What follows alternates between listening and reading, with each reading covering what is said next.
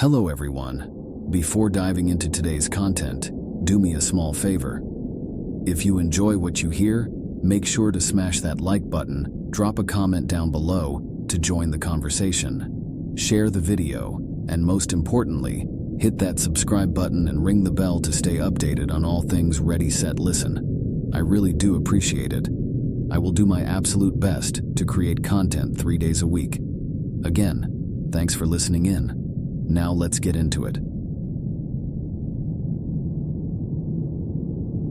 The summer of 2007 bore a sadness for the Block family of Vidor, Texas. They had just been informed of the tragic death of their daughter, U.S. Army Specialist Kamisha Block, in Iraq. The initial narrative was simple, perhaps deceptively so. Kamisha had died from a non-combat-related incident. The military's reticence to provide further details immediately sowed seeds of doubt and concern among her family. For them, that brief description didn't capture the vibrant, brave, and committed soldier they knew. Born in 1987, Kamisha had always displayed an innate sense of discipline and purpose. She joined the military to make a difference and to serve her country with pride.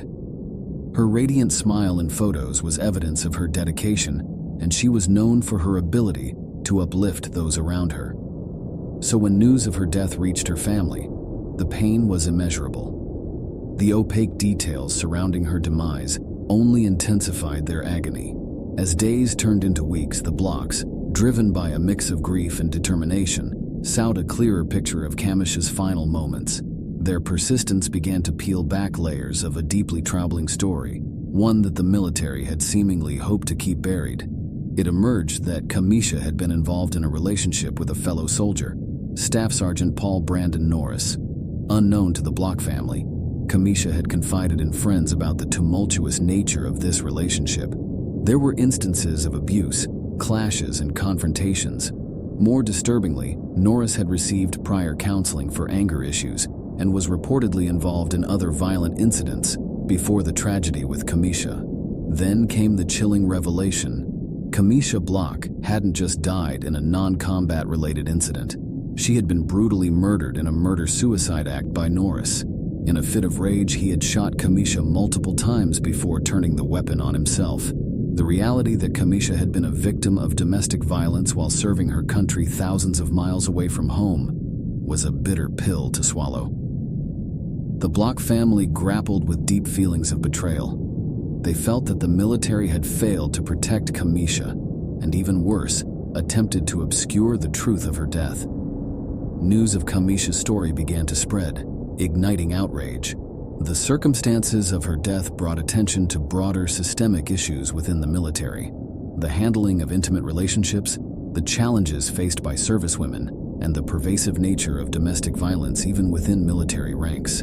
The Block family's quest for truth was not just about Kamisha anymore. It became emblematic of the struggle of countless other families searching for answers about their loved ones. The subsequent scrutiny compelled the military to reevaluate its handling of such cases. It exposed flaws in the military's reporting and investigative procedures, especially in non-combat related deaths. There was a clear need for more transparency, better mental health evaluations, and protective measures for potential victims of domestic violence. Public and media attention on Kamisha's case also shed light on other stories previously lost in the shadows. As more families came forward with similar tales of ambiguous and incomplete information regarding the deaths of their loved ones, a pattern emerged, highlighting a pressing need for reforms. Kamisha's legacy is multifaceted. In Vidor, a memorial stands in her honor, serving as a reminder of a young woman who sacrificed her life in service to her nation. Beyond her hometown, her story has fueled reforms in military protocols and brought attention to the unique challenges faced by servicewomen. Yet, for the Block family, no amount of reform can fill the void left by Kamisha's absence. They remember her not just as a soldier, but as a daughter, a sister, and a beacon of joy. In their quest for truth, they have ensured that her story serves as a stark reminder of the military's responsibility to its personnel, both in combat and outside of it. In the end, the tragedy of Kamisha Block isn't just about the circumstances of her death, but about a system's failure to protect one of its own. It's a call for continued vigilance, reform, and the unwavering pursuit of truth, ensuring that no other family has to endure a similar ordeal.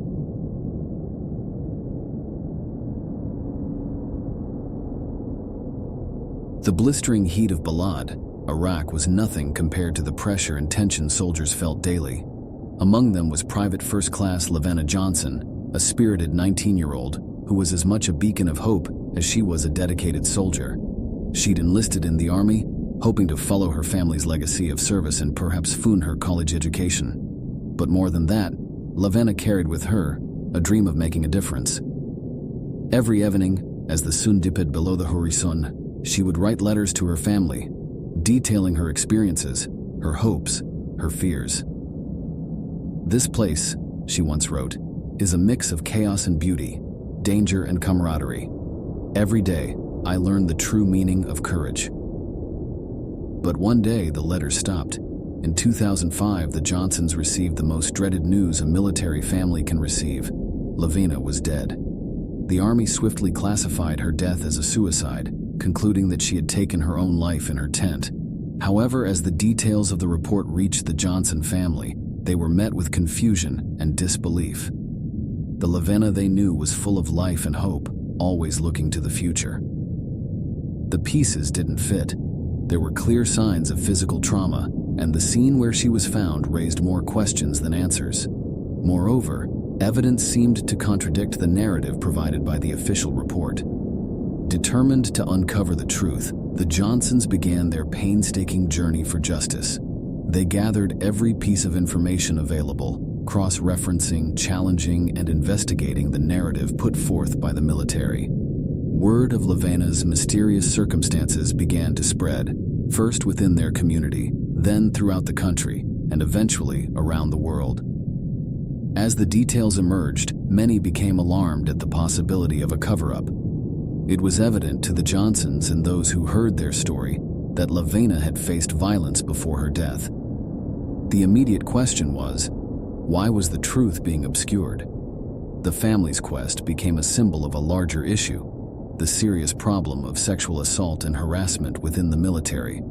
As they navigated this challenging path, other servicewomen and their families began to share their experiences, revealing a pattern of systemic negligence and outright denial. The battle was not just about understanding what happened to Lavenna.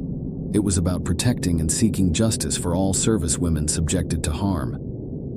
Journalists, activists, and concerned citizens rallied around the cause.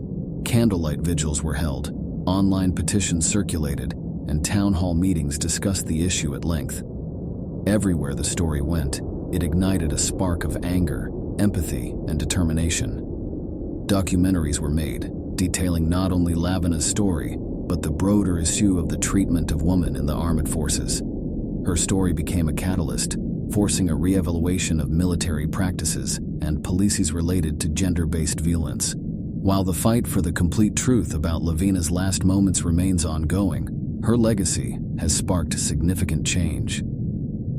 Through the perseverance of the Johnson family, laws were proposed to ensure better transparency in military investigations and to provide better support for victims of assault within the ranks. Today, at the heart of Lavenna's hometown, stands a memorial. It's not just a tribute to a brave young woman, but a symbol of change and hope. Etched into the stone is a quote from one of Lavenna's last letters to her family. "In the midst of chaos, I find purpose. I believe my journey here, however long, will make a difference." And it did. Through the collective voice of a grieving family, a community, and a nation, Lavenna's story brought to light the dark corners of a systemic issue. Her legacy reminds us of the ongoing fight for justice, transparency, and the right to serve one's country without fear.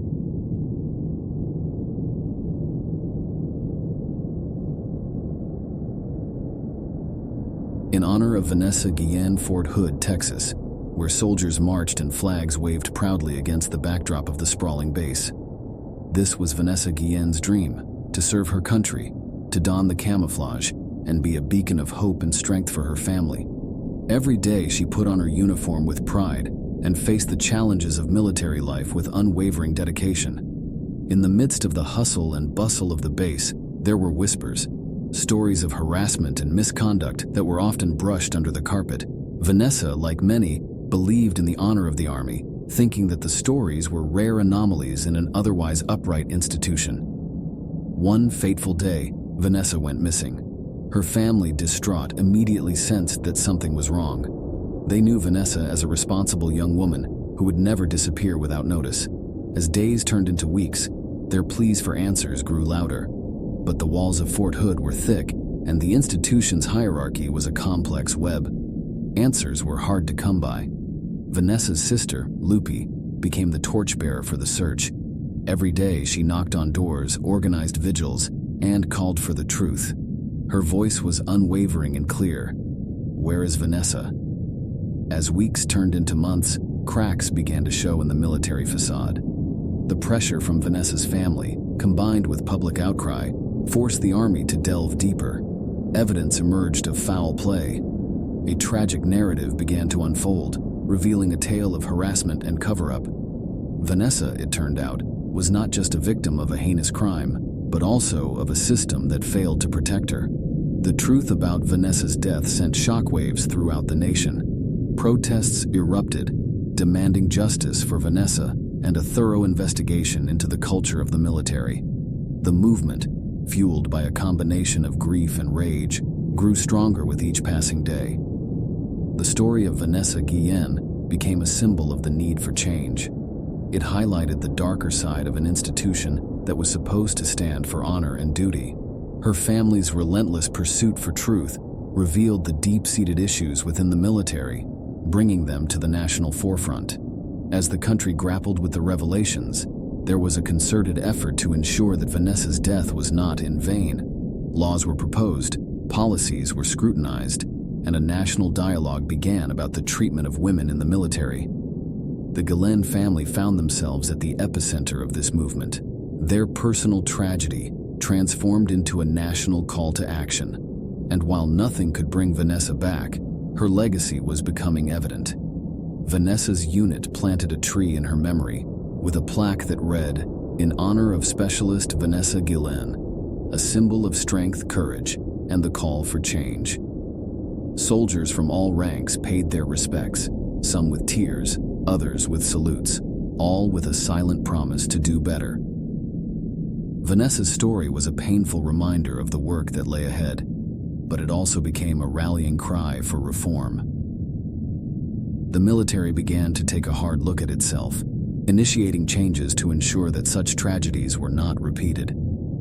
In the years that followed, Vanessa Guillen's name was often invoked as a symbol of the fight against harassment and misconduct in the military. Her story inspired countless individuals to come forward with their own experiences, creating a wave of change that reshaped the military's approach to such issues. While the pain of Vanessa's loss never truly faded for her family, they found solace in the knowledge that her death had brought about meaningful change. Vanessa had become a beacon of hope and a testament to the power of perseverance in the face of adversity. The tree planted in her honor continued to grow, its branches reaching out, just as Vanessa's legacy did. It stood as a reminder to all who passed by of the importance of integrity, respect, and the duty to protect and stand up for one another.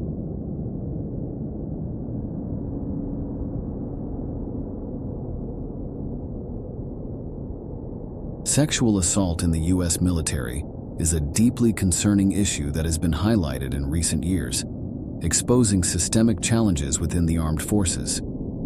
Despite the military's crucial role in national defense and its proud tradition of honor and discipline, the prevalence of such incidents tarnishes its reputation and affects the morale of service members.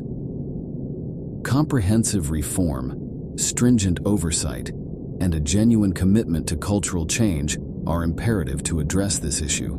The safety and well-being of the brave men and women who serve must always be a top priority, demanding immediate attention and action from the highest echelons of military leadership. I hope that I was able to shed light on this issue. Never forget these 3 women, as there were many more before them, and unfortunately there may be some after.